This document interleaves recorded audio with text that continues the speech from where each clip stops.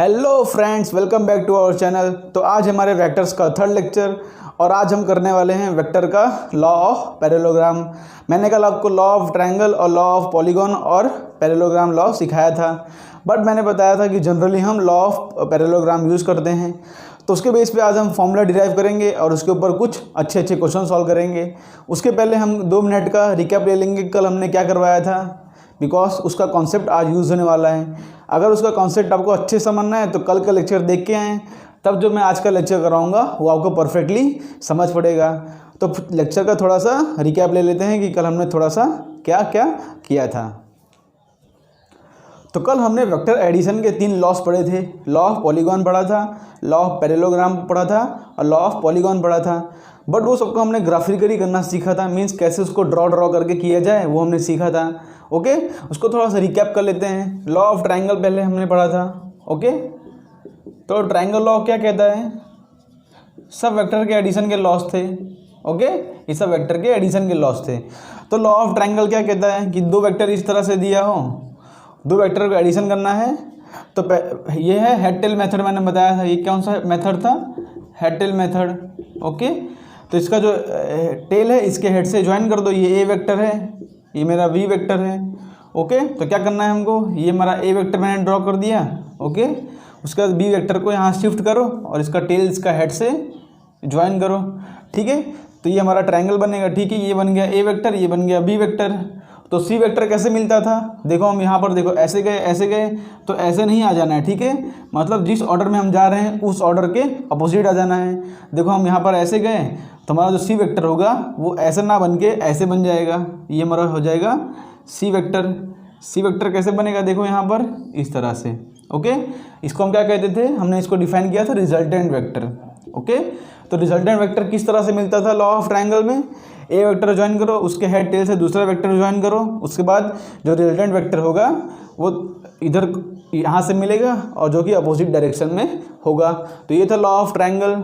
Okay, हम law of parallelogram में हमने क्या पढ़ा था, एक बार उसको देख लेते हैं, बिकॉज वही तो आज पूरे लेक्चर में काम आने वाला है, इसलिए इसको तो ध्यान से समझना कि मैंने क्या करवाया था।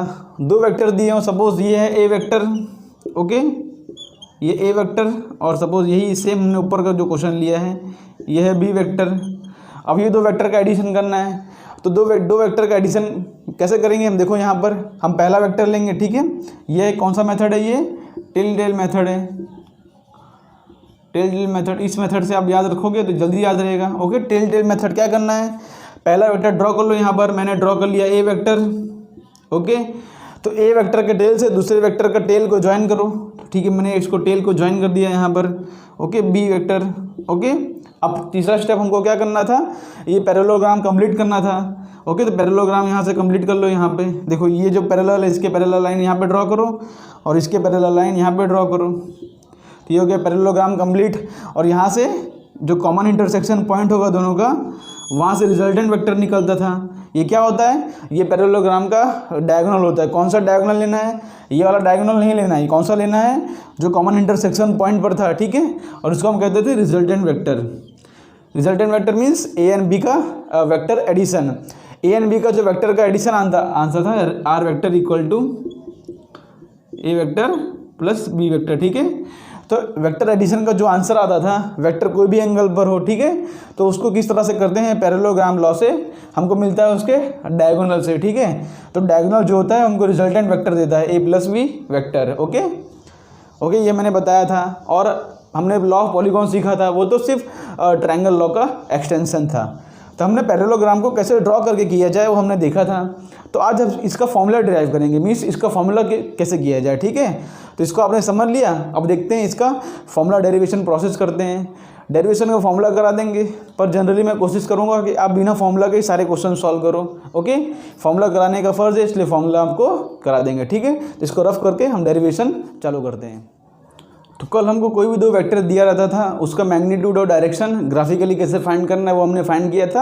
अब हम इसको देखते हैं एनालिटिकली। ठीक है, तो वेक्टर लॉ ऑफ एडिशन का हम फॉर्मूला डिराइव करेंगे। ओके, तो इसके लिए क्या करते हैं, हमारे पास 2 वेक्टर है। सपोज एक वेक्टर है, ये है ए वेक्टर, इसको हमने डिफाइन कर दिया ए वेक्टर से। ठीक है, और दूसरा हमारे पास वेक्टर है, इसको हम डिफाइन करते हैं बी वेक्टर से। ठीक है, एक वेक्टर है हमारे पास ए वेक्टर और दूसरा वेक्टर है हमारे पास ए वेक्टर। इसके अंदर क्या क्या हमको ढूंढना है वो ध्यान रखना, और कौन सा टर्म क्या कहता है उसको भी ध्यान रखना है, ठीक है। हम यहाँ पर डिफाइन करते हैं, ठीक है। यहाँ पर मैं लिखता हूँ, ठीक है। हमको क्या फाइंड करना है, हमको फाइंड करना है magnitude of A and B vector. A and B vector का एडिशन का जो मैग्नीट्यूड आएगा उसको हमको फाइंड करना है, वो किसके इक्वल होगा, आर के इक्वल होगा। हमको इसका मैग्नीट्यूड फाइंड करना है। और direction of resultant vector, okay. Direction of resultant vector find करना है। तो डायरेक्शन ऑफ रिजल्टेंट वेक्टर जो होता है उसको हम अल्फा से डिफाइन करते हैं, लेकिन उसको मैं आगे लिखता हूँ, ठीक है। यहाँ पर ऐसे लिख सकते हैं magnitude of resultant vector, okay, magnitude of resultant vector, okay. तो मैग्नीट्यूड ऑफ रिजल्टेंट वेक्टर उसको हम आर, ये मैग्नीट्यूड इसको इस तरह से लिखते हैं, और डायरेक्शन हमको ढूंढना है। तो ये लॉ का डेरिवेशन से हमको क्या क्या फाइंड करना है वो हमने लिख लिया, ठीक है। हमारे पास दो वेक्टर दिए गए हैं, ए वेक्टर और बी वेक्टर, ठीक है। तो इसके टर्म्स को ध्यान से समझना, ठीक है। हमने यहाँ पर ड्रॉ कर दिया, देखो हम यहाँ पर क्या ड्रॉ कर दिया हमने, यहाँ पर ये हमने ड्रॉ कर दिया ए वेक्टर, ठीक है। ये हमने क्या ड्रॉ कर दिया, ए वेक्टर, और बी वेक्टर है इसको पैरेलली शिफ्ट करके यहाँ पर ड्रॉ कर दो, ठीक है। ये हमने ड्रॉ कर दिया बी वेक्टर, ठीक है, ओके। देखो मैं जनरल केस ले लिया कि बी वेक्टर कोई एंगल पर है, एक्चुअली बी वेक्टर पैरेलल भी हो सकता है, परपेंडिकुलर भी हो सकता है, इसलिए एक जनरल केस सॉल्व करते हैं, कोई एंगल पर है, ठीक है। इससे हमको कोई भी एंगल पर हो हमको उसका आंसर पता चल जाएगा, ठीक है। तो जो ए और बी वेक्टर, ठीक है, यहाँ पर देखो टर्म ध्यान से समझो, angle between vector A and vector B, ठीक है। वेक्टर ए मीन्स दो वेक्टर दिए हैं, उसके बीच के जो एंगल है उसको हम थीटा कहते हैं, क्या कहते हैं उसको, थीटा, ओके। ये थीटा और अल्फा में बहुत कंफ्यूज होते हैं सब, इसलिए मैं बता रहा हूँ, ठीक है। Angle between A and B उसको हम कहते हैं थीटा, ये हमारा एंगल है थीटा, याद रखना, ठीक है। तो हमने ए और बी लिख दिया, ठीक है। जो एंगल है उनके दोनों बीच में वो हमने जनरल ले लिया थीटा, ठीक है। उसके बाद हमको आगे क्या करना होता है, आगे हमको करना होता है पैरेललोग्राम कंप्लीट। तो हम पैरेललोग्राम यहाँ पे कंप्लीट कर लेते हैं, ठीक है। हमने इसके पैरेलल लाइन यहाँ पे ड्रॉ कर दिया, इसके पैरेलल लाइन यहाँ पे ड्रॉ कर देते हैं, तो ये हो गया हमारा पैरेललोग्राम कंप्लीट। तो इसका रिजल्टेंट वेक्टर क्या मिलते हैं हमको, इसका रिजल्टेंट वेक्टर है जो कॉमन इंटरसेक्शन पॉइंट है, ये डायगोनल नहीं लेना है, जो कॉमन इंटरसेक्शन पॉइंट वाला डायगोनल है उसको हमको ड्रॉ करना है, तो ये हो जाएगा हमारा रिजल्टेंट वेक्टर। ये क्या कहेंगे इसको, रिजल्टेंट वेक्टर, ठीक है। तो रिजल्टेंट वेक्टर कहाँ से आया, कॉमन डायगोनल से आया, ओके। हमने इतना अंडरस्टैंड कर लिया। और यहाँ पर हमको क्या करना है, परपेंडिकुलर ड्रॉप करना है, ठीक है, परपेंडिकुलर ड्रॉप करना है, ठीक है, जिससे कि ये ट्रायंगल कंप्लीट हो जाए। इसको दूसरे पेन से करते हैं जिससे कि आपको अच्छे से समझ पड़े। तो हमने यहाँ पर परपेंडिकुलरली ड्रॉप कर दिया, और ये हमारा रिजल्टेंट वेक्टर है, ठीक है। अब हम इसका फॉर्मूला का डेरिवेशन करते हैं। देखो ये दो एडजेसेंट साइड थे, उसके बीच में से हमने रिजल्टेंट वेक्टर निकाल लिया। अब रिजल्टेंट वेक्टर का मैग्नीट्यूड क्या होगा और डायरेक्शन क्या होगा वो हम देखते हैं, ठीक है। तो यहाँ पर एक और टर्म डिफाइन कर लो कि एंगल बिटवीन, देखो रिजल्टेंट वेक्टर का जो एंगल है विथ रिस्पेक्ट टू ए, ये जो एंगल है इसको हम कहते हैं अल्फा, और यही होता है इसका डायरेक्शन। रिजल्टेंट वेक्टर का डायरेक्शन क्या होता है, जो एंगल वो ए के साथ बना रहा है उसी को कहते हैं रिजल्टेंट वेक्टर का डायरेक्शन। मीन्स नेट मूवमेंट किस तरफ करेगा। मैंने बताया था कि एक ब्लॉक हो, इसको यहाँ से फोर्स लग रहा है, यहाँ फोर्स लग रहा है, नेट मूवमेंट किस तरफ करेगा उसको हम कहते हैं रिजल्टेंट, ठीक है। तो इसका नेट डिस्प्लेसमेंट या नेट वेलोसिटी, नेट एक्सेलरेशन कहाँ होगा, इस तरफ होगा। तो कितने एंगल पर होगा वो, ए से अल्फा एंगल पर होगा, ठीक है। तो हम लिखते हैं डायरेक्शन ऑफ वेक्टर, ठीक है, डायरेक्शन ऑफ रिजल्टेंट वेक्टर, ठीक है। तो डायरेक्शन ऑफ रिजल्टेंट वेक्टर क्या है, अल्फा है, ठीक है।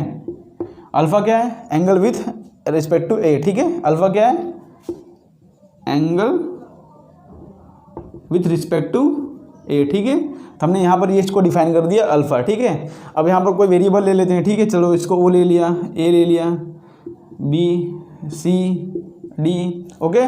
हम पहले क्या करते हैं, ये लेंथ को फाइंड कर लेते हैं, ये लेंथ और ये लेंथ कितना होगा, ठीक है।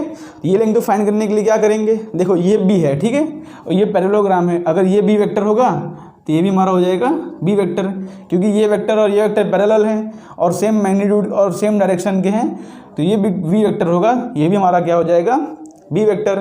देखो ये एंगल थीटा है, ठीक है, ये पूरा एंगल थीटा है, तो देखो ये भी सेम एंगल है, तो ये हमारा क्या हो जाएगा, थीटा एंगल, ओके। ये पूरा एंगल थीटा है, तो ये कौन सा एंगल हो जाएगा, ये भी हो जाएगा हमारा थीटा एंगल। अब देखो मैंने बताया था कि एक वेक्टर आपको दिया हो तो उसके दो कंपोनेंट फाइंड करने हो, ये वाला और परपेंडिकुलर कंपोनेंट। तो किस तरह से किया जाता है, हमको सी डी और बी डी हमको फाइंड करना है, ठीक है। तो हम क्या करते हैं, ये ट्राइंगल लेते हैं, ठीक है। यहाँ पर लिखते हैं in triangle B C D, okay. कौन सा ट्राइंगल ले रहे हैं, ये वाला ट्राइंगल ले रहे हैं बी सी डी, ठीक है। उसके अंदर हमको सी डी और बी डी फाइंड करना है, ठीक है। तो हम क्या करेंगे, यहाँ पर लिखते हैं पहला सी डी फाइंड करने के लिए कॉस थीटा डिफाइन करते हैं। Cos theta adjacent upon hypotenuse करके हमको सी डी मिल जाएगा। तो cos theta equal to C D upon B vector, ठीक है। Cos theta equal to C D upon B vector. तो सी डी का मैग्नीट्यूड क्या आ गया, therefore C D equal to B vector B cos theta. तो ये हमारा क्या आ गया, बी कॉस थीटा, ठीक है, ओके। हमारा ये आ गया बी कॉस थीटा। उसी तरह से बी डी क्या लिखेंगे हम, बी डी के लिए हम साइन थीटा डिफाइन करते हैं। तो साइन थीटा इक्वल टू हो जाएगा B D upon B vector, okay. तो बी डी का हमारा मैग्नीट्यूड क्या आ जाएगा, बी डी जाएगा बी साइन थीटा, ओके। तो हमारा इसका मैग्नीट्यूड क्या आ गया, ये हमारा आ गया B sine theta, okay okay. हमारा इसका मैग्नीट्यूड आ गया बी साइन थीटा। हमने ये और ये साइड ढूंढ लिया।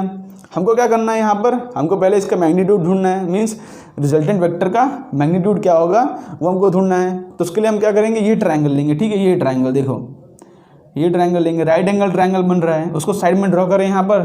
तो ये ट्रायंगल ले रहे हैं हम, कौन सा ट्रायंगल, ये, इसका ये साइड है बी साइन थीटा, और देखो ये ए है और ये बी कॉस थीटा है। तो नीचे का टोटल लेंथ कितना हो जाएगा, a plus B cos theta, because इतना ए है और इतना बी कॉस थीटा है। तो नीचे का टोटल लेंथ कितना हो जाएगा, बी कॉस थीटा, और ये एंगल हमारा बन जाएगा अल्फ़ा।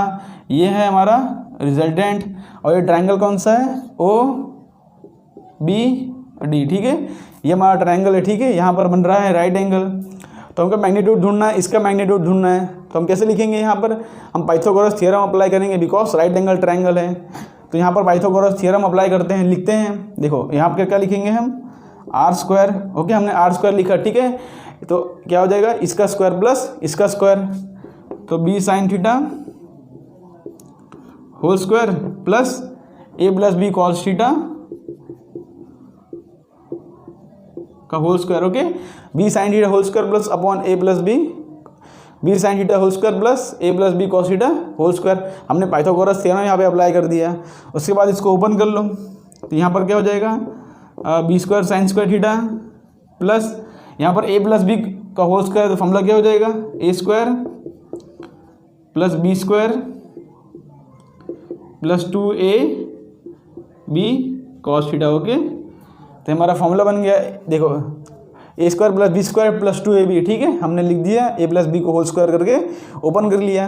तो यहाँ पर आपको दिख रहा होगा कि बी स्क्वायर और बी स्क्वायर, ठीक है, दोनों कॉमन निकल जाएंगे, बिकॉज यहाँ पर देखो बी स्क्वायर है, यहाँ पर बी स्क्वायर है, तो दोनों कॉमन निकल जाएगा। तो यहाँ पर क्या हो जाएगा, बी स्क्वायर कॉमन निकाल लिया हमने, sign square theta plus cos square theta बन जाएगा। आपने ऐसा कुछ टर्म देखा होगा बेसिक ट्रिग्नोमेट्री में कि sign square theta plus cos square theta क्या होता है। उसके बाद बचा क्या रह गया, यहाँ पर बचा रह गया यहाँ पर a square plus 2ab cos theta रह गया, यहाँ पर a square plus 2ab cos theta रह गया, ठीक है। तो sine square theta plus cos square theta 1 हो जाएगा। तो हमारा इसका आंसर क्या हो जाएगा, R square equal to B square plus A square plus 2ab cos theta. या इसको रीअरेंज करके लिखें, तो रीअरेंज करके क्या लिखते हैं यहाँ पर, देखो यहाँ पर हम लिखते हैं, यहाँ पर रीअरेंज करके R square equal to A square plus B square plus 2ab cos theta, okay. तो हमने जनरल केस के लिए फॉर्मूला डिफाइन कर लिया। तो मैग्नीट्यूड ऑफ आर क्या हो जाएगा, आर वेक्टर क्या हो जाएगा, मैग्नीट्यूड ऑफ आर हो जाएगा under root of, because R square है उसको अंडर रूट लेंगे दोनों तरफ, तो मैग्नीट्यूड हो जाएगा under root of A square plus B square plus 2ab cos theta, okay. तो हमने मैग्नीट्यूड ऑफ आर फाइंड कर लिया। मैग्नीट्यूड ऑफ आर क्या होगा, under root of A square plus B square plus 2ab cos theta. किस तरह से find किया इसको याद रखो, ठीक है। क्या है ए क्या है बी, उसमें कंफ्यूज ना हो, किस तरह से फाइंड किया उसको देखो। हमने क्या किया, यहाँ पर पैरेललोग्राम कर दिया, उसका कंप्लीट कर दिया, परपेंडिकुलर ड्रॉप कर दिया, यहाँ पर ये दो साइड बचे थे उसको हमने ढूंढ लिया। उसके बाद हमने मेन ट्रायंगल ले लिया, ये कितना एंगल पर है, अल्फा एंगल पर है, आर हमारा अल्फा एंगल पर है, ठीक है। उसके बाद हमने पाइथागोरस थ्योरम लगा के ये फॉर्मूला को प्रूव कर दिया। सिंपल फॉर्मूला है, इसके अंदर कुछ बेसिक से टर्म है वो याद रखो, ठीक है। देखो यहाँ पर जो थीटा है वो किसके बीच में एंगल है, एंगल बिटवीन वेक्टर्स। थीटा किसके बीच में एंगल है, angle between the vectors, okay. तो थीटा को याद रखना है कि एंगल बिटवीन द वेक्टर्स होता है, ठीक है। ए और बी वेक्टर है, उसके बीच में जो एंगल है उसको थीटा है। और अल्फा क्या है, अल्फा जो एंगल होगा वो किसके बीच में एंगल है, देखो अल्फा एंगल है रिजल्टेंट और ए वेक्टर के बीच में, ठीक है। अल्फा किसके बीच में एंगल है, रिजल्टेंट वेक्टर और ए वेक्टर के बीच में, ठीक है। ये सब कुछ इंपॉर्टेंट पॉइंट्स है, उसको याद रखना है, ठीक है। तो रिजल्टेंट का मैग्नीट्यूड क्या आ गया, √(a² + b² + 2ab cos theta. अब हमको ढूंढना है इसका डायरेक्शन। तो इसका डायरेक्शन ढूंढने के लिए क्या करेंगे, हम यहाँ पर कुछ थोड़ा सा पार्ट रफ करते हैं, ठीक है। इसको यहाँ पर ज़रा सा पार्ट इसको रफ करते हैं यहाँ पर, ओके। इतना पार्ट रफ कर देते हैं, ठीक है। यहाँ पर इतने से हमारा काम चल जाएगा, ठीक है। तो देखो ये ट्रायंगल को देखो, हमको डायरेक्शन फाइंड करना है, मीन्स हमको अल्फा फाइंड करना है। तो यहाँ पर से हम tan अल्फा लिख सकते हैं। यहाँ पर से क्या लिखेंगे, यहाँ पर से tan alpha = opposite upon adjacent. तो लिखो यहाँ पर देखो इन ट्रायंगल कौन सा है, OBD, in triangle OBD tan alpha क्या हो जाएगा हमारा, tan अल्फा हो जाएगा b sin theta upon a + b cos theta, okay. हमारा क्या आ गया answer, b sin theta upon a + b cos theta, okay. हमारा आंसर क्या आ गया, b sin theta upon a + b cos theta. तो जो हमको इससे अल्फा मिलेगा, इसको अल्फा करके लिख सकते हो कि tan inverse of b sin theta upon a + b cos theta. तो जो हमको अल्फा मिल जाएगा वो किसका डायरेक्शन मिलेगा, हम tan अल्फा करके फाइंड कर लेंगे, ओके। तो अल्फा क्या मिल जाएगा, रिजल्टेंट वेक्टर और ए वेक्टर के बीच में जो एंगल है उसको हम अल्फा कहते हैं, ठीक है। वो हमको ये फॉर्मूले से मिल जाएगा, इससे हमको डायरेक्शन मिल जाएगा। सब टर्म याद रखो, जो थीटा है वो एंगल बिटवीन वेक्टर से, अल्फा जो है वो रिजल्टेंट वेक्टर और ए वेक्टर के बीच में एंगल है, ठीक है। तो हमने डिराइव कर लिया, ठीक है। अब इसके हम कुछ स्पेशल केस देख लेते हैं, ठीक है, बिकॉज स्पेशल केस याद रखना बहुत ज़रूरी है। जैसे ये जो है कोई भी एक जनरल कोई भी थीटा पे एंगल हो तो उससे हम 2-3 स्पेशल केस बनाते हैं, बिकॉज ये तो जनरल एंगल पर है थीटा। कोई स्पेशल केस होते हैं जहाँ थीटा 0 डिग्री हो या थीटा 180 डिग्री हो, तो उसको देख लेते हैं एक बार, इसको रफ करके हम स्पेशल केस देख लेते हैं। तो अब हम कुछ स्पेशल केस देख लेते हैं कि थीटा के स्पेशल केसेस में क्या क्या उसका आंसर आता है। तो special cases for theta, okay. Theta क्या है, एंगल बिटवीन द वेक्टर्स, ठीक है। 2 वेक्टर दिए गए हैं, ये ए वेक्टर, ओके, ये हमारा बी वेक्टर है और ये हमारा ए वेक्टर। तो इसके बीच में जो एंगल होता है थीटा, ठीक है। तो हम स्पेशल केस लेते हैं थीटा के लिए, स्पेशल केस, ओके। पहला केस क्या हमारा हो जाएगा, व्हेन थीटा = 0 डिग्री, ठीक है। तो देखो थीटा = 0 डिग्री हो जाएगा, तो अगर ये अगर 0 ले आएँ तो 2 वेक्टर्स एकदम पैरेलल हो जाएंगे, मीन्स कुछ इस तरह का वेक्टर हो जाएगा। ये हो जाएगा हमारा ए वेक्टर और ये हो जाएगा हमारा बी वेक्टर। बिकॉज थीटा का 0 हो गया तो एंगल एकदम 0 हो जाएगा, तो दोनों वेक्टर एकदम पैरेलल हो जाएंगे, ठीक है। तो इस केस में हमारा आंसर क्या आता है, देखो अगर 2 वेक्टर पैरेलल हो, मैंने बताया था आपको कि कोई एक बॉक्स हो, अगर दोनों तरफ सेम डायरेक्शन में फोर्स लग रहा हो, अगर 5 न्यूटन और 5 न्यूटन, तो नेट उसका हो जाता है यहाँ पर 10 न्यूटन, ओके। जिसको हमने इस तरह से पढ़ा था। देखो तो यहाँ पर दोनों वेक्टर सेम डायरेक्शन में लग रहे हैं, तो इसका रिजल्टेंट का आंसर क्या आना चाहिए, हम जैसे हमने ग्राफिकल में पढ़ा है, इसका आंसर आना चाहिए a + b, ओके। इसका आंसर क्या आना चाहिए, a + b। इसको हम फॉर्मूले से भी देख लेते हैं। हमारा फॉर्मूला क्या है रिजल्टेंट का, रिजल्टेंट का फॉर्मूला है √(a² + b² + 2ab cos theta. Special case में हमारा थीटा = 0 होगा, तो cos थीटा क्या होगा, थीटा व्हेन थीटा = 0 होगा तो cos थीटा = हो जाएगा 1, cos 0 होता है 1, ओके। थीटा = 0 डिग्री पर cos थीटा 1 हो जाएगा। तो यहाँ पर cos थीटा को 1 डाल दो, cos थीटा को 1 डाल दोगे तो क्या होगा हमारा आंसर, देखो यहाँ पर r = हो जाएगा √(a² + b² + 2ab, because cos theta की जगह हमने डाल दिया 1। तो ये क्या हो जाएगा हमारा, फिर से देखो यहाँ पर ये हमारा हो जाएगा a + b का whole square, a² + b² + 2ab क्या हो जाएगा हमारा a + b का होल स्क्वायर, और ऊपर अंडर रूट है ही, तो स्क्वायर और अंडर रूट कैंसिल हो जाएंगे। ठीक है, तो हमारा इससे आंसर क्या आ गया, हमारा इससे आंसर आ गया a plus B. Okay, plus और माइनस नहीं लिखना है बिकॉज इधर मैग्नीट्यूड दिख रहे हैं तो हमेशा पॉजिटिव होगा। ठीक है, तो थीटा इक्वल टू 0 तो हमारा आंसर क्या आ रहा है, a प्लस बी। देखो हमने फॉर्मूला से भी प्रूफ कर दिया है, मीन्स फॉर्मूला जो है हमने जो सीखा था कॉन्सेप्ट और जो फॉर्मूला अप्लाई कर रहे हैं दोनों सही डायरेक्शन में जा रहा है। तो अगर थीटा इक्वल टू 0 डिग्री होगा तो हमारा आंसर क्या आएगा उस पर, a plus B, means direct उसको एडिशन कर दो। ठीक है, उसी तरह से हम सेकंड केस लेते हैं। यहाँ पर देखो सेकंड केस क्या ले रहे हैं हम, यहाँ ही ले लेते हैं। ठीक है, second case when theta equal to, note करते जाओ ठीक है अपने बुक में, when theta equal to 180 degree. देखो ये थीटा जो है अगर 180 डिग्री हो जाएगा तो हमारा केस क्या बनेगा, एक वेक्टर ए इस तरफ हो जाएगा और दूसरा वेक्टर जो बी है वो इस तरफ हो जाएगा। ठीक है, बिकॉज एक वेक्टर इस तरफ है, एक वेक्टर इस तरफ है, तो स्पेशल केसेस वाले थीटा हैं। तो थीटा इक्वल टू 180 डिग्री पर क्या होता है, हमारा स्पेशल केस बन गया, ए इस तरफ जा रहा है, बी इस तरफ, दोनों अपोजिट डायरेक्शन में हो जाएंगे। ठीक है, मैंने ब्लॉक वाले एग्जाम्पल में समझाया था आपको कि कोई इस तरफ 10 न्यूटन का फोर्स लगा रहा है, कोई इस तरफ 5 न्यूटन का फोर्स लगा रहा है। देखो दोनों 180 डिग्री पर है, तो क्या हम नेट लिखते थे, नेट लिखते थे हम 10 माइनस 5, हम डायरेक्ट लिखते थे 5 न्यूटन। मीन्स हमारा आंसर क्या आता था इसके अंदर, a माइनस बी। ओके, इसको भी हम फॉर्मूला से देख सकते हैं। ठीक है, कि हमारा आंसर ये आता है कि नहीं। यहाँ पर इसको लिख दे, इसको हटा के हम इसको हटा के यहाँ पर सीधा उसका लिखते हैं डायरेक्ट। ठीक है, when theta equal to 0 degree है तो हमारा रिजल्टेंट क्या है, हमारा रिजल्टेंट हमारा आया मैग्नीट्यूड उसका a प्लस बी। ओके, अब when theta equal to 180 degree है तो हमारा रिजल्टेंट क्या आएगा, यहाँ पर रिजल्टेंट का फॉर्मूला डालो, यहाँ पर हो जाएगा under root of a square plus B square plus 2ab cos theta. ठीक है, अगर थीटा इक्वल टू 180 डिग्री है तो कॉस थीटा क्या होगा, देखो अगर थीटा इक्वल टू है 180 डिग्री, 180 डिग्री मीन्स, और इसको पाई भी लिख सकते हो। ठीक है, पाई को 180 डिग्री बोलते हैं, तो कॉस पाई क्या होता है।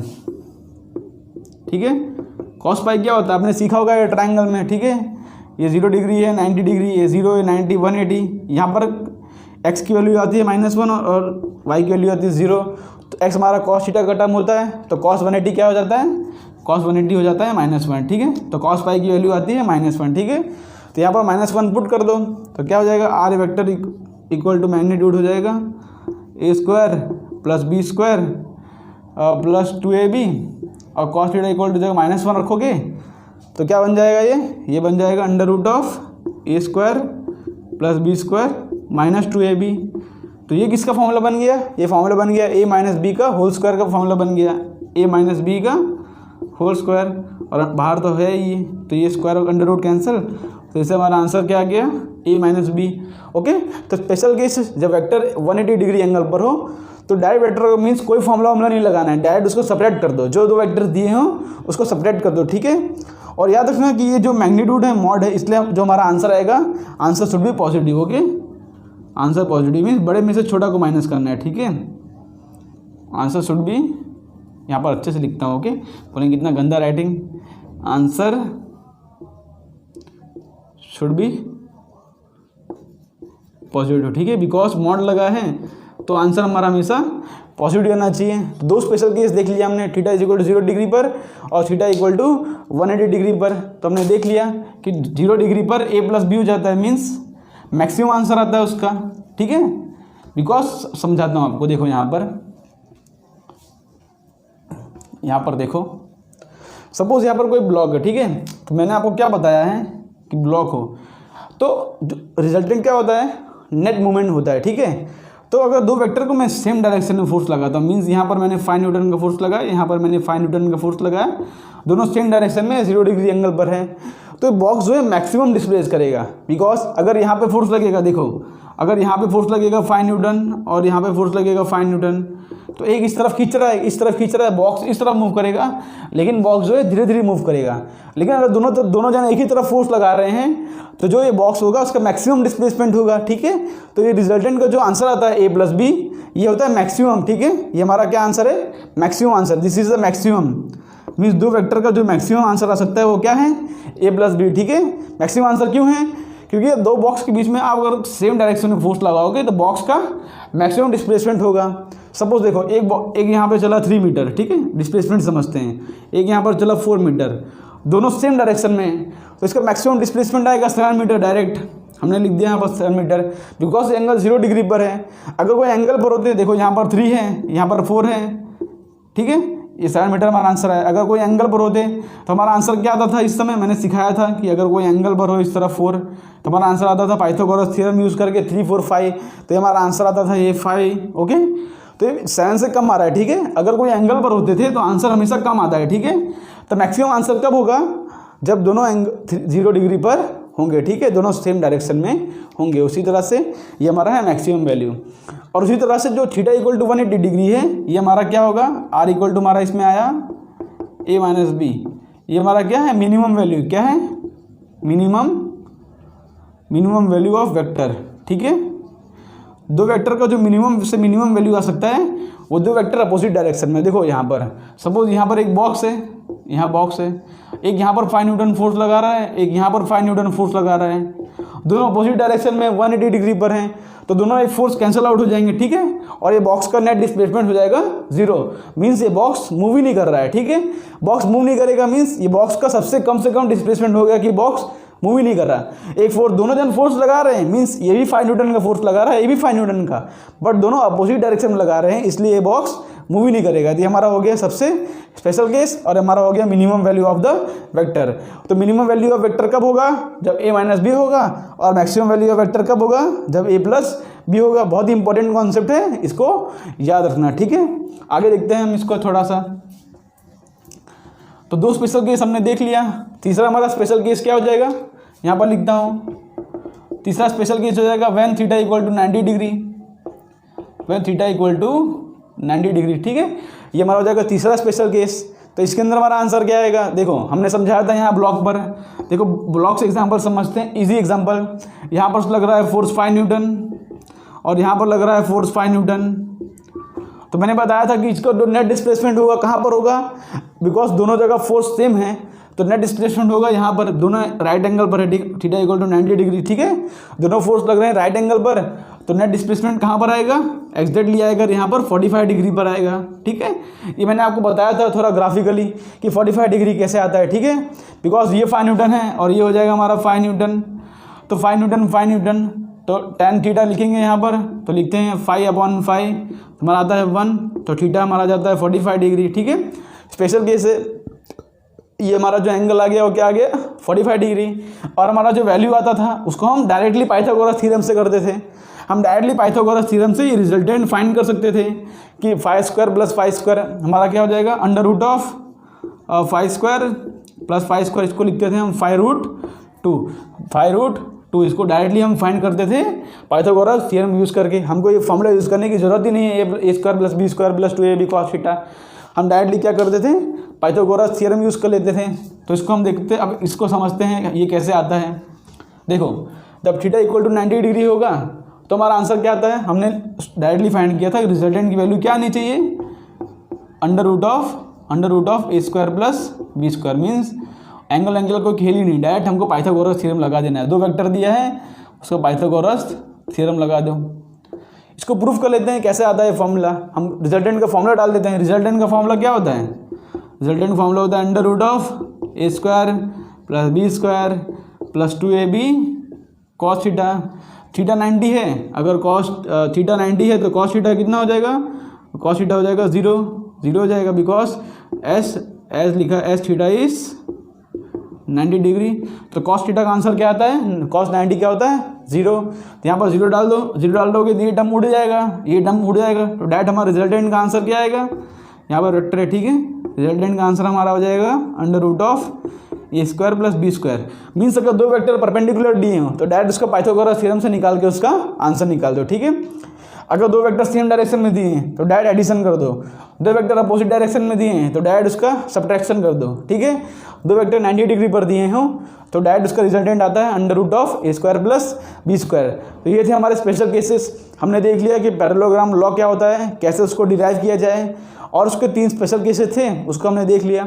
एक और स्पेशल केस आता है जो जनरली कोई सिखाता नहीं है, लेकिन मैं आपको सिखाता हूँ, ठीक है। 4th, when theta equal to 120 degree, ठीक है, when theta equal to 120 degree. इसको जनरली कोई सिखाता नहीं, लेकिन मैं आपके कॉन्सेप्ट क्लियरेशन के लिए इसको सिखाता हूँ, ठीक है। Theta equal to 120 degree means vector कैसे होगा, देखो यहाँ पर 90 डिग्री पर वेक्टर हो जाएंगे कुछ इस तरह से, ठीक है। तो थीटा इक्वल टू 120 डिग्री पर वेक्टर कैसे होगा, एक वेक्टर है ए इस तरफ और दूसरा वेक्टर हमारा हो जाएगा, देखो अच्छे से ड्रॉ करते हैं, एक वेक्टर है हमारा ए इस तरफ और दूसरा वेक्टर हो जाएगा हमारा ये हो जाएगा बी, ओके। ये है हमारा ए वेक्टर और ये है हमारा बी वेक्टर, ठीक है। तो अगर थीटा इक्वल टू 120 डिग्री होगा तो इसका जो रिजल्टेंट आएगा ये एग्जैक्टली 60 डिग्री पर होगा, बिकॉज ए है और बी है। तो थीटा इक्वल टू 120 डिग्री पर हमारा जो रिजल्टेंट आया वो एग्जैक्टली 60 डिग्री पर आएगा, हमारा जो अल्फ़ा का आंसर आएगा वो एग्जैक्टली 60 डिग्री पर आएगा, ठीक है। इसको हम पैरेललोग्राम लो कंप्लीट करें तो देखो हमारा जो रिजल्टेंट आता है, पैरेललोग्राम यहाँ से कंप्लीट कर दें तो हमारा रिजल्टेंट जो आता है अल्फ़ा की वैल्यू जो आती है यहाँ पर वो 60 डिग्री आती है। इसका मतलब कहने का क्या है कि इसको हम शिफ्ट कर सकते हैं, यहाँ पर देखो इसको हम ट्रायंगल लॉ से यहाँ पर शिफ्ट कर सकते हैं, ठीक है। देखो ये हमारा है और दूसरा हमारा ये हो जाएगा ये, और हमारा ये निकल रहा है रिजल्टेंट, ठीक है। ओके, ये हमने इसको यहाँ पर शिफ्ट कर दिया, ठीक है। इसको शिफ्ट कर देते हैं, अच्छे से थोड़ा लिखते हैं, ठीक है। तो हम ट्रायंगल लॉ से देख सकते हैं कि मतलब इसका जो ये अल्फ़ा की वैल्यू आती है वो 60 डिग्री आती है। इसका मतलब कि ए और बी है, ठीक है। ए और बी का जो मैग्नीट्यूड होगा वही मैग्नीट्यूड हमारे रिजल्टेंट का होगा। मेरे कहने का मतलब क्या है, देखो ए वेक्टर है उसका कोई मैग्नीट्यूड होगा, बी वेक्टर है उसका कोई मैग्नीट्यूड होगा। तो अगर थीटा इक्वल टू 120 डिग्री है और अगर ए और बी वेक्टर, ठीक है, अगर ऐसा कंडीशन दिया है कि magnitude of A vector is equal to magnitude of B vector, ठीक है। तो अगर ए वेक्टर और बी वेक्टर का दोनों का मैग्नीट्यूड सेम है, ठीक है, मीन्स यहाँ पर भी ए वेक्टर लिख लो, तो तुम्हारा जो तीसरा वेक्टर निकलेगा मीन्स ये तो हमारा रिजल्टेंट वेक्टर निकलेगा, उसका मैग्नीट्यूड भी क्या आएगा, ए के इक्वल। उसका मैग्नीट्यूड किसके इक्वल आएगा, ए के इक्वल, ठीक है। ये हमारा क्या आ जाएगा, ए के इक्वल आ जाएगा उसका मैग्नीट्यूड, ओके। इसको याद रखने की जरूरत नहीं है, इसको सिर्फ मैं आपको बता रहा हूँ, ठीक है। कैसे आएगा ए के इक्वल, बिकॉज ये 60 डिग्री एंगल पर है तो ये क्या बन जाएगा, एक इक्विलेटरल ट्रायंगल बन जाएगा। Equilateral triangle means equilateral triangle बन गया हमारा ये, ठीक है। तो सब 60 डिग्री पर एंगल होते हैं। तो अगर दो साइड ए वेक्टर है और दो साइड ए वेक्टर है, ठीक है, सब 60 डिग्री एंगल पर है, तो तीसरा साइड डेफिनेटली 60 डिग्री हो जाएगा और इसका जो मैग्नीट्यूड हो जाएगा वो हो जाएगा ए, बिकॉज ट्रायंगल इक्विलेटरल ट्रायंगल में सारे साइड इक्वल होते हैं। इसको हम फॉर्मूला से प्रूव कर सकते हैं कि जो हमारा रिजल्टेंट होगा वो ए के इक्वल आएगा। देखो फॉर्मूला क्या है हमारे रिजल्टेंट का, R equal to under root of A square plus B square plus 2ab cos theta, ठीक है। तो देखो हम अगर हमारा जो बी वेक्टर है वो भी ए वेक्टर के इक्वल है तो यहाँ पर आंसर निकालते हैं। देखो ये हो जाएगा ए वेक्टर प्लस ए वेक्टर प्लस 2a स्क्वायर और कॉस थीटा की वैल्यू क्या है 120।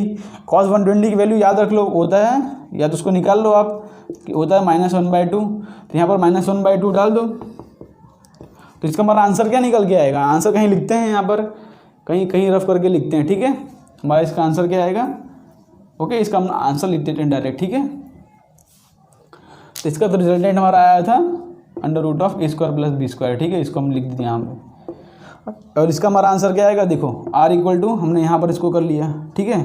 तो आर इक्वल टू हो जाएगा 2a स्क्वायर माइनस, देखो यहाँ पर ये 2 से 2 कैंसिल हो जाएगा -a स्क्वायर।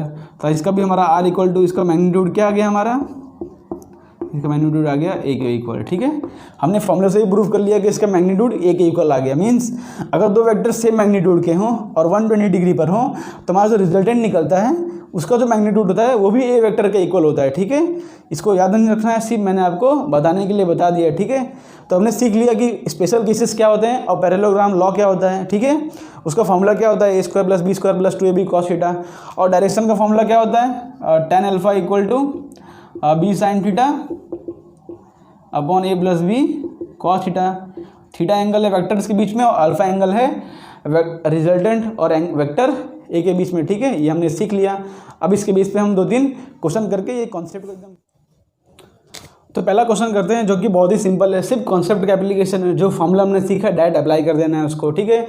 क्या दिया है, vector A and B are है 60 डिग्री एंगल, ठीक है। तो एक वेक्टर दिया है ए वेक्टर और एक वेक्टर दिया है बी वेक्टर, दोनों कितने डिग्री एंगल पर हैं 60 degree. Means theta equal to दिया है हमको 60 डिग्री। थीटा क्या होता है, वेक्टर्स के बीच में एंगल, और उसका मैग्नीट्यूड कितना है 5 न्यूटन और 8 न्यूटन। मीन्स ए का मैग्नीट्यूड है 5 न्यूटन और बी का मैग्नीट्यूड है 8 न्यूटन। हमको फाइंड करना है रिजल्टेंट वेक्टर और उसका मैग्नीट्यूड और उसका डायरेक्शन। मीन्स ये रिजल्टेंट वेक्टर हमको फाइंड करना है, ये आर वेक्टर हो जाएगा, और ये हमारा अल्फा भी हमको फाइंड करना है, ठीक है। तो आर वेक्टर का मैग्नीट्यूड और अल्फा फाइंड करना है। आर वेक्टर के लिए डायरेक्ट फॉर्मूला अप्लाई करेंगे हम। क्या फॉर्मूला अप्लाई करेंगे? Under root of A square plus B square plus 2ab cos theta. सब वैल्यूज हमारे पास है, डायरेक्ट पुट कर दो इसके अंदर। ए की वैल्यू क्या है हमारे पास? ए की वैल्यू 5 न्यूटन, तो 5 का स्क्वायर हो जाएगा 25, और बी की वैल्यू है 8 न्यूटन, तो 8 का स्क्वायर हो जाएगा 64 प्लस 2 इंटू ए की वैल्यू 5, बी की वैल्यू है 8, और कॉस थीटा, कॉस 60 डिग्री दिया है, तो कॉस 60 होता है 1/2 होते, कॉस थीटा होता है 1/2। तो यहाँ से ये देखो, यहाँ से ये 2 और ये 2 कैंसिल हो जाएगा, और अंदर का आंसर क्या आएगा? देखो अंदर आंसर आ रहा है 25 प्लस 64 प्लस 8 5 40, ठीक है। ये हमारा आंसर है यहाँ पर 40 प्लस 64 104, 104 प्लस 25 हो जाएगा अंडर रूट ऑफ 129।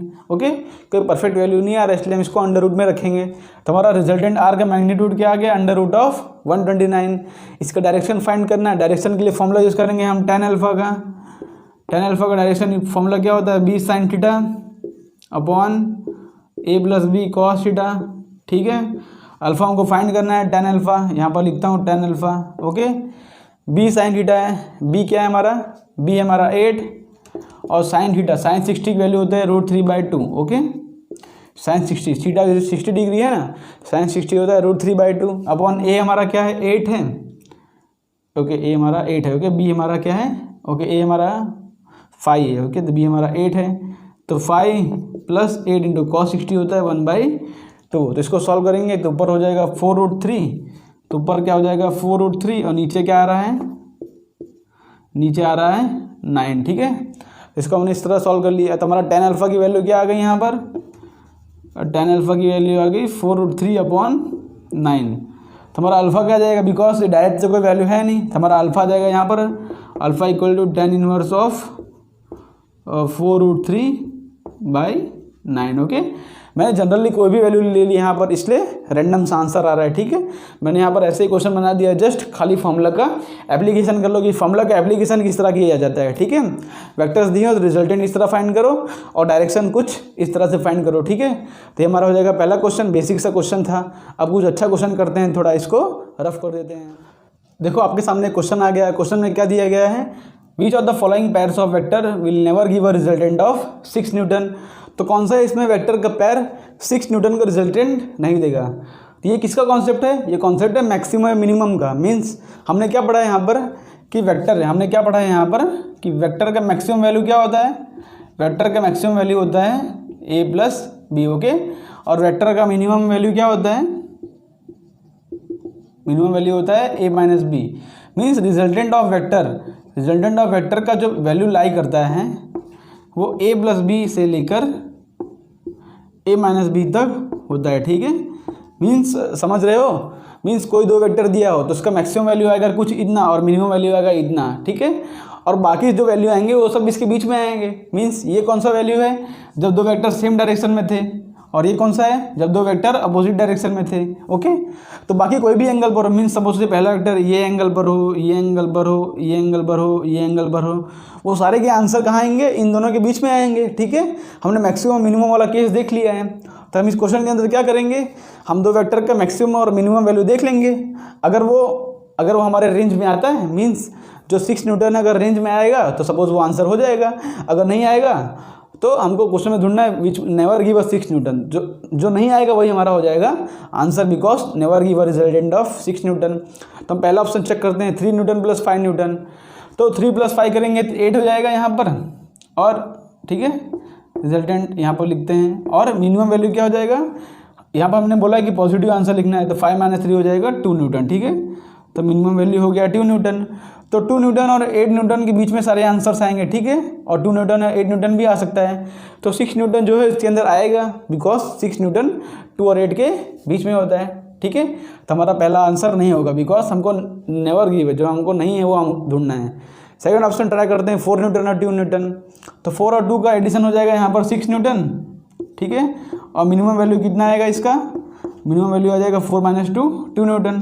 तो यहाँ पर भी 6 न्यूटन आ रहा है, ग्रेटर देन इक्वल टू है, तो 6 न्यूटन भी आंसर आ रहा है, ठीक है। तो हमारा आंसर नहीं होगा, ठीक है। जो रेंज में नहीं आएगा वही हमारा आंसर होगा, ठीक है।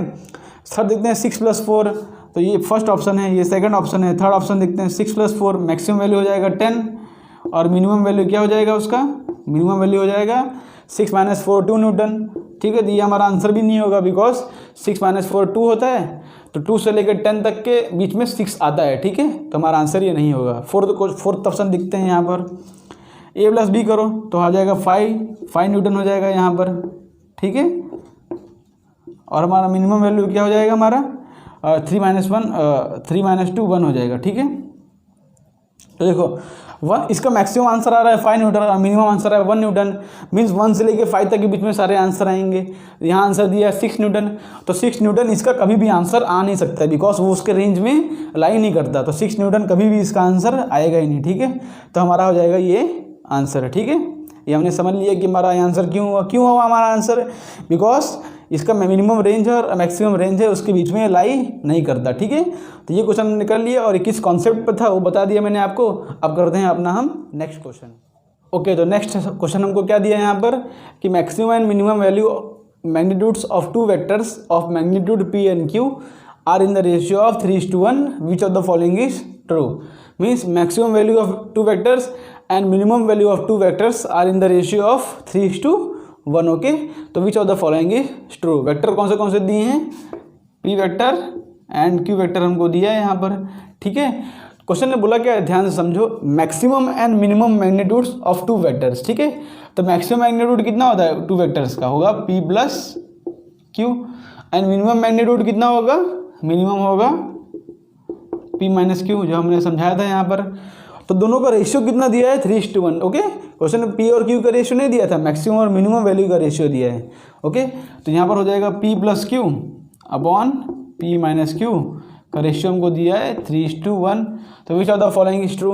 इसको सॉल्व कर लो, देख लो ऑप्शन में क्या आता है। ठीक है, तो मल्टीप्लाई कर लो, यहाँ पर हो जाएगा P + Q और यहाँ पर हो जाएगा 3 × P - Q, क्रॉस मल्टीप्लाई कर लिया। ठीक है, तो यहाँ पर हो जाएगा P + Q, यहाँ पर हो जाएगा 3P - 3Q, तो सेम टर्म्स को साइड में ले लो, यहाँ पर हो जाएगा 4Q और यहाँ पर हो जाएगा 2P। तो हमारा क्या आंसर आ गया, P = 2Q, इससे हमारा आंसर आ गया। हमारा आंसर क्या आ गया, P = 2Q, बिकॉज ये P से 2 से कैंसिल हो जाएगा, तो P = 2Q हमारा आंसर आ गया। ठीक है, सिंपल सा क्वेश्चन था, खाली कॉन्सेप्ट एप्लीकेशन करना था। पता होना चाहिए कि मैक्सिमम एंड मिनिमम मैग्नीट्यूड क्या होता है वेक्टर का। तो मैक्सिमम मैग्नीट्यूड क्या होगा P + Q और मिनिमम मैग्नीट्यूड क्या होगा P - Q। ठीक है, ये बहुत ही इंपॉर्टेंट कॉन्सेप्ट है, जनरली हर कॉन्सेप्ट में लगता है। ठीक है, तो ये हमने क्वेश्चन यहाँ पर कर लिया है जिसका आंसर आया P = 2Q। ये तो नन ऑफ दिस आंसर हो नहीं सकता, तो P = 2Q हमारा आंसर हो गया। ठीक है, तो ये क्वेश्चन हमने कर लिया। अब दो क्वेश्चन और करते हैं। ठीक है, इसको हम रफ कर देते हैं। ओके, तो नेक्स्ट क्वेश्चन आपकी स्क्रीन पर आ गया है। क्वेश्चन में क्या लिखा है, the magnitude of resultant of 2 vectors A and B of equal magnitude.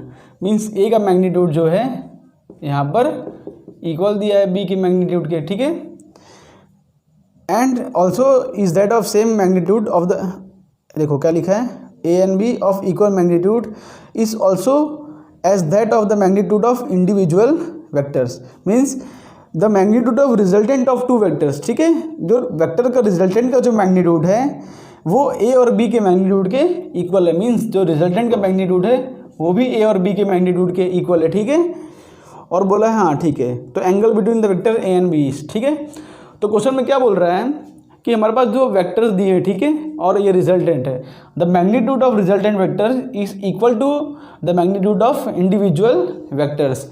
तो रिजल्टेंट का जो वेक्टर है वो B के मैग्नीट्यूड और A के मैग्नीट्यूड सब इक्वल है। मीन्स कुछ ऐसा केस है यहाँ पर, सपोज ये हमारा कोई ले ले x। ठीक है, हमने ले लिया A का मैग्नीट्यूड x, तो यहाँ पर जो B है, B हमारा वेक्टर होगा, कोई एंगल पर है, उसका मैग्नीट्यूड हमको, वो भी हमारा मैग्नीट्यूड होगा x का, और R जो है उसका रिजल्टेंट आ रहा है वो भी हमारा x आएगा। तो वो केस तो हमने अभी किया था, कौन सा एंगल है वो 120 डिग्री एंगल वाला केस था। 120 डिग्री एंगल केस मतलब यहाँ पर B है, यहाँ पर A हो जाएगा, तो जो हमारा रिजल्टेंट निकलता था R, यहाँ पर मैंने केस तो अभी करवाया था आपको, तो रिजल्टेंट निकलता था वो कौन सा एंगल पर होता है 60 डिग्री पर। और जो वेक्टर्स होते थे, दो वेक्टर्स A and B, जो दो वेक्टर्स होते थे वो कितने डिग्री एंगल पर होते थे वो होते थे 120 डिग्री एंगल पर। तो इसमें वही फाइंड करने बोला है कि वेक्टर्स कौन से एंगल पर हैं। इसको फॉर्मूला से किस तरह किया जाए देखो समझते हैं। ये कॉन्सेप्ट तो हमने पहले ही सीख लिया था एक स्पेशल केस के अंदर, ठीक है।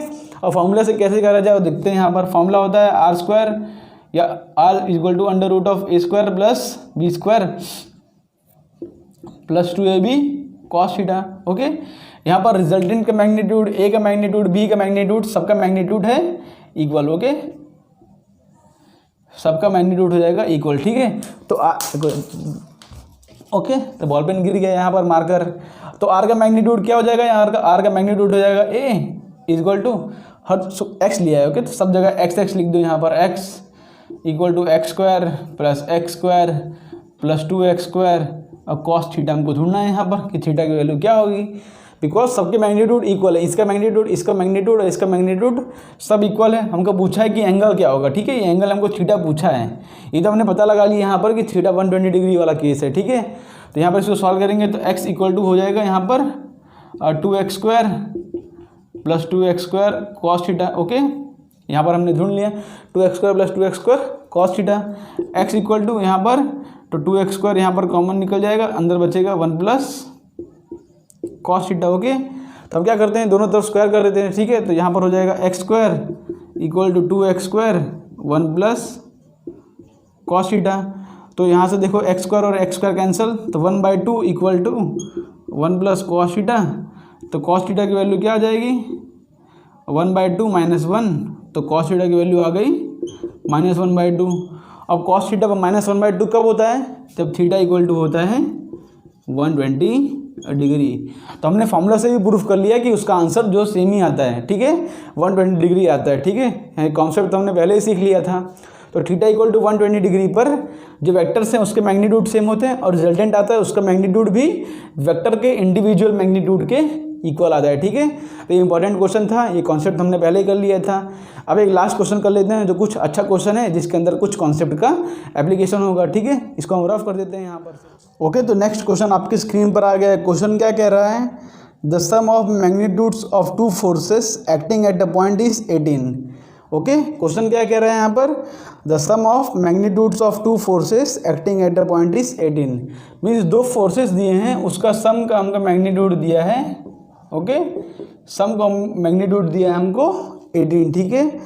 And the magnitude of the resultant is 12। Means A and B का जो हम खाली डायरेक्टली इसे सम कर दिए, मीन्स हमने डायरेक्टली सम कर दिया तो हमारा आंसर आ रहा है 18। मीन्स वो कौन से एंगल पर है उसका हमको फर्क नहीं पड़ रहा है, ठीक है। जैसे कोई भी एंगल पर दिया हो, जैसे ए यहाँ पर हो और बी यहाँ पर हो, पर उसका जो मैग्नीट्यूड है हमने डायरेक्टली उसका सम कर लिया। मीन्स देखो जैसे कि यहाँ पर है 5, सपोज यहाँ पर है 6, ठीक है। हम डायरेक्टली सम कर दे 5 + 6 = 11 आ जाए, ठीक है। कोई एंगल ना देखें, ठीक है, एंगल ढूंढ के तो हमारा रिजल्टेंट आता है, ठीक है। तो हमने अगर देखो हमने डायरेक्टली सम कर दिया तो उसका आंसर आ रहा है 18। और बाद में क्या बोला, and the magnitude of the resultant is 12। हमने कुछ एंगल देख के उसका मैग्नीट्यूड फाइंड किया, रिजल्टेंट का मैग्नीट्यूड फाइंड किया। तो जो रिजल्टेंट का मैग्नीट्यूड आ रहा है वो किसके इक्वल आ रहा है, रिजल्टेंट का मैग्नीट्यूड इक्वल टू आ रहा है 12, ठीक है। ओके, हाँ, if the resultant is 90 degree with the force of smaller magnitude. Okay, ठीक है। If the resultant is at 90 degree with the force of smaller magnitude, what is the resultant of the forces. और option क्या क्या दिए गए हैं यहाँ पर, ऑप्शन दिया गया है 12, 6 का, दूसरा ऑप्शन दिया है यहाँ पर 13,5 का, तीसरा ऑप्शन दिया है यहाँ पर 10,8 का और फोर्थ ऑप्शन दिया है यहाँ पर 15,3 का। ओके, तो क्या बोला है यहाँ पर क्वेश्चन में कि दो वेक्टर को डायरेक्टली ऐड कर दिया तो उसका आंसर आ रहा है 18 और उसका रिजल्टेंट जो है वो 12 आ रहा है, ठीक है। तो मैंने बताया कि डायरेक्टली 18 कैसे आया, हमने सिर्फ दो वेक्टर्स के वैल्यू देख लिया और ऐड कर दिया तो हमारा क्या आ गया 18 और रिजल्टेंट क्या आ गया 12, ठीक है। और क्या बोल रहे हैं कि दो वेक्टर ए और बी, उसमें जो छोटा वाला वेक्टर है उसके साथ रिजल्टेंट है वो 90 डिग्री पर है। तो हम सपोज करते हैं यहाँ पर, सपोज करते हैं सपोज कोई वेक्टर ए और बी में से कोई भी एक स्मॉलर हम मैग्नीट्यूड सपोज कर लेते हैं। सपोज ए ही स्मॉलर, हम मान लेते हैं कि ए जो है वो स्मॉलर वेक्टर है, ठीक है। बिकॉज दोनों वेक्टर हैं, किसका मैग्नीट्यूड क्या है हमको क्या पता, तो ए स्मॉल मांग लेते हैं। तो स्मॉलर वेक्टर सपोज ये ए है, उसके साथ जो रिजल्टेंट वेक्टर है, देखो ये रिजल्टेंट वेक्टर है, ठीक है, रिजल्टेंट वेक्टर ये हमारा रिजल्टेंट वेक्टर है, ठीक है, बी वेक्टर नहीं है, ठीक है। तो ए वेक्टर के साथ जो रिजल्टेंट वेक्टर है वो 90 डिग्री एंगल पर है। तो बी वेक्टर कहाँ पर होगा? सपोज देखो अगर रिजल्टेंट यहाँ पर आ रहा है तो बी वेक्टर कहाँ पर होगा?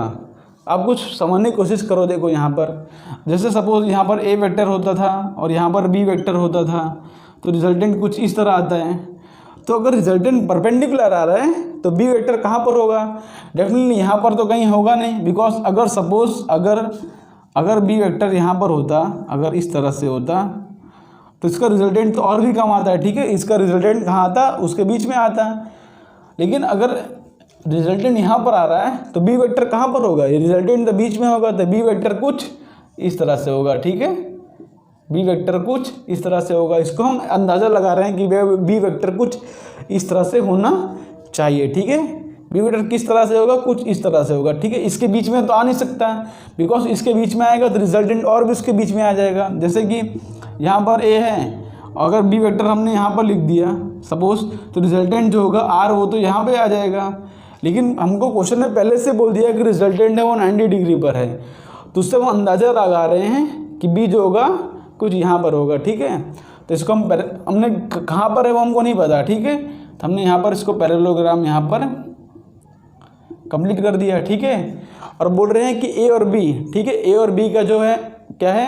18 है, और आर का मैग्नीट्यूड हमको दिया है 12। आर का मैग्नीट्यूड हमको क्या दिया है? 12। देखो ये आर है, ये हमको 12 दिया है, ठीक है। तो आप सोचो ये जो है वो रिजल्टेंट है, ठीक है। तो ऑप्शन यहाँ पर दिए हैं 12, 6, 13, 5, 10, 8, 15, 3। तो आपको ऑप्शन के देख के क्या लग रहा है? पहले हम नॉर्मल मेथड्स देखते हैं, ठीक है। नॉर्मल मीन्स हम इसको ट्रिक्स देखते हैं। देखो ऑप्शन देख के क्या लग रहा है आपको? देखो 12, 6 दिया है, 13, 5 दिया है, 10, 8। तो कौन से दो वेक्टर का रिजल्टेंट, अगर रिजल्टेंट जो है 90 डिग्री पर है, ठीक है, तो यहाँ 12 है, एक वेक्टर ये होगा, इसको हम पैरेलल शिफ्ट कर दें, दूसरा वेक्टर ये हो जाएगा। तो कौन से दो वेक्टर का मीन्स हमको अगर सम करें तो देखो पाइथागोरस थ्योरम से देखो अगर 13, 5 होता है तो उसका आंसर रिजल्टेंट का 12 आता है, ठीक है, बिकॉज 90 डिग्री पर है। तो दो वेक्टर यहाँ पर होंगे, तो 13, 5, ये 5, 12, 13 का ट्रायंगल देखा है ना आपने, ये 5 और 12 और 13 का, ठीक है। तो अगर रिजल्टेंट 12 है तो दो वेक्टर्स कौन से होंगे? इस तरह से होंगे, 5 और 13।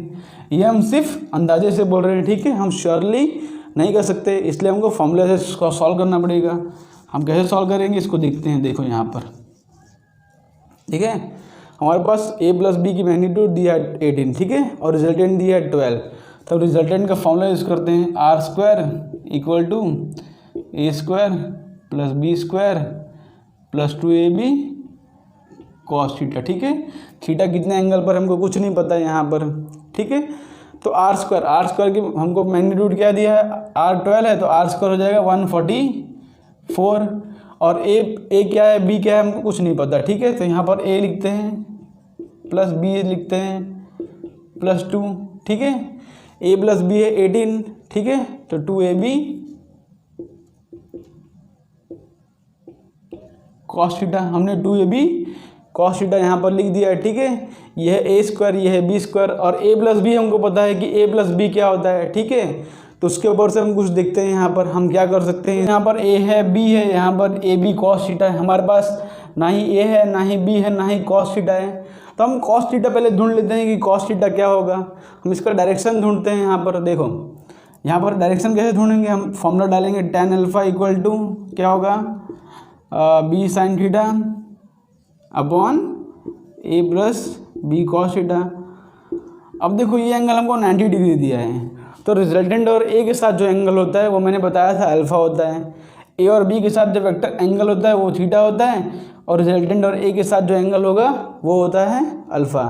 तो अल्फ़ा यहाँ पर दिया है 90 डिग्री, तो यहाँ पर हम डालते हैं tan 90 degree, tan 90 equal to B sine theta upon A plus B cos theta.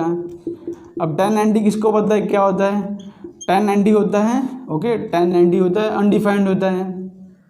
Undefined means 1/0 होता है। tan 90 क्या होता है? 1/0 equal to B sine theta upon A plus B cos theta, because 1/0 जो होता है वो अनडिफाइंड होता है, ठीक है। तो इसको हम क्रॉस मल्टीप्लाई करेंगे तो ये टर्म तो जीरो हो जाएगा बिकॉज जीरो से मल्टीप्लाई हो गए।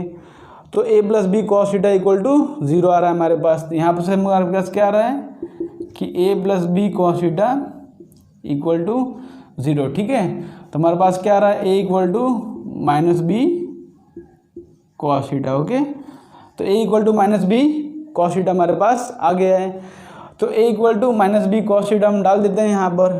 ठीक है, तो हमारे पास क्या आ जाएगा यहाँ पर 144 equal to a square plus B square plus 2 एक देखिए। ठीक है, यहाँ पर b कॉस थीटा। ठीक है, b कॉस थीटा की जगह हम क्या डाल सकते हैं माइनस a डाल सकते हैं। ठीक है, a लिखते हैं और b कॉस थीटा की जगह डाल देते हैं माइनस a। ठीक है, b कॉस थीटा की जगह पर क्या डाल सकते हैं हम b cos theta equal to हो जाएगा माइनस a। ओके, हमने माइनस a डाल दिया यहाँ पर। इससे हमारा देखो क्या हो जाएगा 144 equal to a square plus B square minus 2a square. Okay, तो इससे हमारा क्या आंसर मिला 144 equal to B square minus A square. तो देखो a square minus B square इसको हम दो पार्ट में ब्रेक कर सकते हैं। क्या हो जाएगा b plus A into B minus A equal to 144। Okay, तो b plus A B minus A equal to 144। हमको a प्लस बी की वैल्यू दी है 18, तो a प्लस बी की वैल्यू 18 डाल देते हैं into B minus A equal to 144। तो b माइनस ए की वैल्यू क्या हो जाएगी 144 डिवाइड बाई 18। तो 18 9 162 18 8 जा। ओके, तो b माइनस ए हमारा क्या आ रहा है b माइनस ए आ रहा है 8। तो b माइनस से हमारा 8 आ रहा है और b प्लस से हमारा 18। तो इसको सॉल्व करके हम a और b की वैल्यू फाइंड कर लेते हैं। देखो क्या हो जाएगा यहाँ पर b minus A equal to 8 और b plus A equal to 18। दोनों को एडिशन करेंगे साइमल्टेनियसली सॉल्व करेंगे तो a और a कैंसिल हो जाएगा। तो 2b इक्वल टू आ रहा है 26, तो b इक्वल टू आ रहा है 13। ओके, तो b इक्वल टू 13 आएगा तो यहाँ पर डाल के हम a की वैल्यू फाइंड कर सकते हैं। तो 13 माइनस a इक्वल टू 8, तो a की वैल्यू यहाँ पर क्या आ जाएगी 5। ओके, हमने इसको फॉर्मूले से भी निकाल लिया कि b इक्वल टू 13 है, a इक्वल टू 5 आ गया। ठीक है, और हमने डायरेक्टली भी समझ लिया कि अगर रिजल्टेंट वेक्टर यहाँ पर होगा तो b वेक्टर कुछ यहाँ पर होगा। ओके, हमने फिर उसके बाद देख लिया कि ये परपेंडिकुलर है तो b वेक्टर को यहाँ पर शिफ्ट करेंगे। तो अगर ये 12 है तो 5 और 13 का डायरेक्टली ट्रायंगल बन जाएगा, उससे भी हम कर सकते हैं। ओके, हमने यहाँ पर निकाल लिया 13,5 हमारा आंसर हो गया। तो ये कुछ अच्छा क्वेश्चन था जिसके अंदर वेक्टर का कुछ कॉन्सेप्ट यूज़ हुआ। तो आज हमने सीख लिया कि क्या होता है वेक्टर्स, पैरेललोग्राम लॉ क्या होता है, हमने उसके ऊपर कुछ क्वेश्चन कर लिए। सब्ट्रैक्शन ऑफ वेक्टर्स सीखना रह गया लेकिन वो बहुत ही छोटा कॉन्सेप्ट है, और सब्ट्रैक्शन ऑफ वेक्टर हम कल सीखने वाले, लेकिन बेसिक बताता हूँ आपको। देखो a प्लस बी लिखा है तो सब्ट्रैक्शन ऑफ वेक्टर में लिखा होता है a माइनस बी। ओके, तो उसको हम कुछ इस तरह से लिख सकते हैं a plus minus B means वो एडिशन ऑफ वेक्टर है, लेकिन addition of a vector with negative of b vector. Okay, negative of b vector वो मैंने आपको सिखाया था पहले क्या होता है। ओके, तो हम कल देखेंगे। तो आज के लेक्चर के लिए बस इतना ही। ओके, इसको आप पूरा रिवाइज कर लीजिएगा, कैसे मैंने क्वेश्चन सॉल्व किया इसको वापस रिवाइंड करके आप देख सकते हो। तो मिलते हैं आपको नेक्स्ट लेक्चर में, तब तक के लिए आप प्रैक्टिस करो, एंजॉय करो। ओके, मिलते हैं आपको नेक्स्ट लेक्चर में, तब तक के लिए बाय बाय।